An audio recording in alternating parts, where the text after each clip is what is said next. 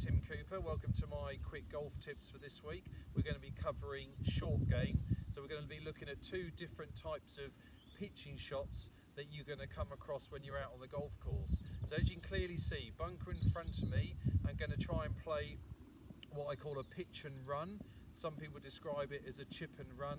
So the idea here is using my pitching wedge, the green in front, pin at the back of the green. So I want to try and get that ball pitching on the front edge of the green and then letting that ball run forwards. So simply, when you set yourself up, try and move the ball position slightly further back in your stance.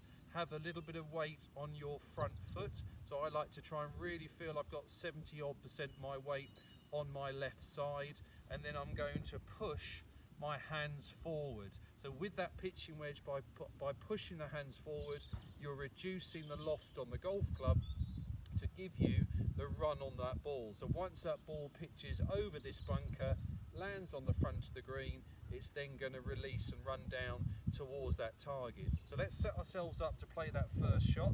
So ball back in the stance, hands forward, weight on my front foot.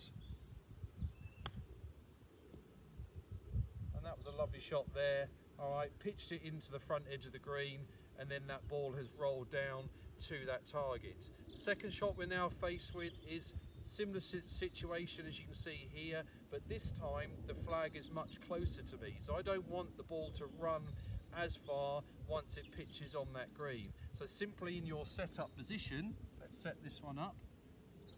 Rather than having the ball too far back in the stance, this time I'm going to move the ball middle, if anything, maybe slightly nearer to my front foot. So middle of the stance or slightly forward in the stance. And this time, rather than pushing the hands in front of the ball, I'm now going to keep my hands roughly level with the golf ball.